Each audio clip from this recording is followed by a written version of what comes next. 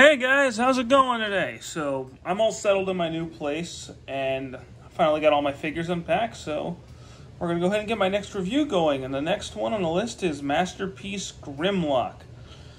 His box is a little bit different, and here's why. This is actually the Hasbro. Hasbro, for a little bit, did their own Masterpiece line, and Grimlock was their MPO3.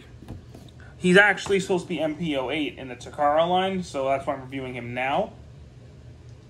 But figure-wise, there's really no difference. This one's missing a couple of the accessories, like the stupid ones, like the apron and the tray of cookies. But he's got the core figure and his weapons and a crown, which is all you really need for Grimlock.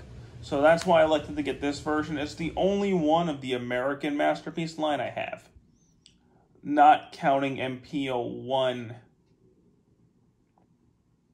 Oh, and I guess Skywarp was American too.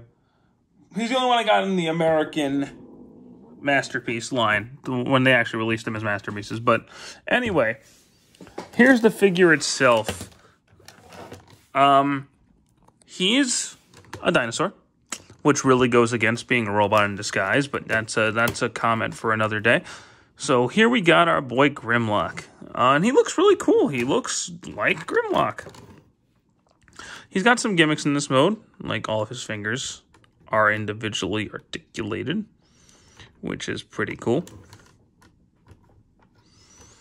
His head, if you wag the tail, his head turns, which is pretty cool. His mouth opens up, and there's a flamethrower in there. If you hit this button, chomp. And he also's got an eye switch gimmick to where blue is how the eyes looked in the show, red was the one on the toy. That's pretty cool, but since I typically go for the show accuracy, not the cartoon the cartoon accuracy, not the toy accuracy, I stick with the blue. His articulation's not too bad. His head can move up and down. His head can turn with the gimmick. His arms are on a ball joint. He's got elbows. I already talked about the fingers. Legs, full 360. And he's got a knee, sort of. So for alternate mode, it's not bad. Something about him, though, that I'm going to point out right away.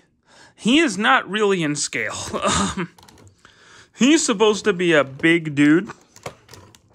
And when this guy came out, he was way shorter than Optimus and Megatron, and he's not supposed to be. He's supposed to be at least their size, if not bigger.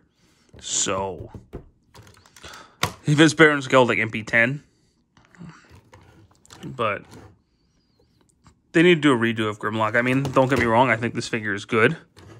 He's of the first wave, he's one of the better ones, but I got the first 10 masterpieces, first 9 rather. He's probably second best besides Optimus. But you know, he needs a redo. Even if it's just this figure upscaled, it needs to be done. Also, his transformation compared to other masterpieces is pretty simple. So let's go ahead and get to it. So we're going to start off by opening up his whole stomach cavity here. Flipping his head down, and it's going to tab in back there. Go ahead and do whatever you want with the back. I personally do it like this. Get the arms there. And I use those as wings. We're going to go ahead and get this whole piece folded up. We'll come back to that. So separate the tail. Flip that piece up. Flip that piece in. Turn the tip of the tail in. Close it up. Turn it in. And then fold this piece in. Push that up.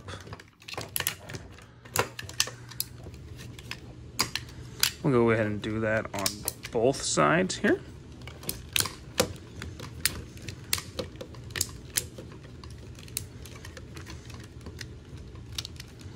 Then we're just going to go ahead and push the top in. There you go. You want to make sure that the Autobot symbol comes up, because Grimlock's an Autobot for some reason. Lastly, oh, and his toes. Those have articulation too. You're going to want to get the hands out, which can be tight.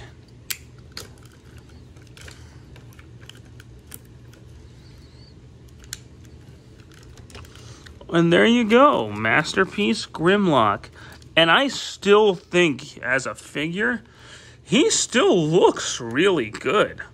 I mean, Grimlock was always, the Dinobots always looked weird compared to the other Autobots because, well, they were dinosaurs.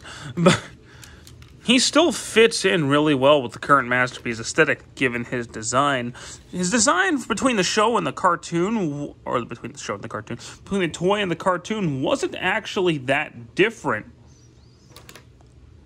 So they were able to pull it off, actually, pretty effectively. He also has a switch on the back of his head, right there. And that also gives him the red eyes if you want. Like I said, I keep with the blue, even though red's my favorite color. His articulation-wise, arms full 360. Well, they could if that back piece wasn't there. He's got an elbow joint, wrist, waist. Head looks up, down, can do a full 360. It's on a good ball joint. His legs, forward, back, turn up there, elbow, ankle. So you can get him into some pretty cool poses. That said, he's also kind of loose up top, but once you get him in a pose, he's not going to... If you're playing around with him, you might notice it, but it's really not too bad. His accessory count is this sword, his gun, and that crown. That's what the crown does. That's all you need to know about it. I didn't feel like digging through looking for it, but the weapons, they plug in. I typically put the sword in this hand and the gun in this one.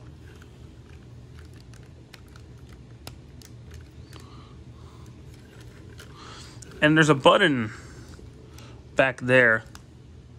You can't really see it, but it does light the sword up. I have to completely turn the lights off, and it's like middle of the day, so that's not going to happen.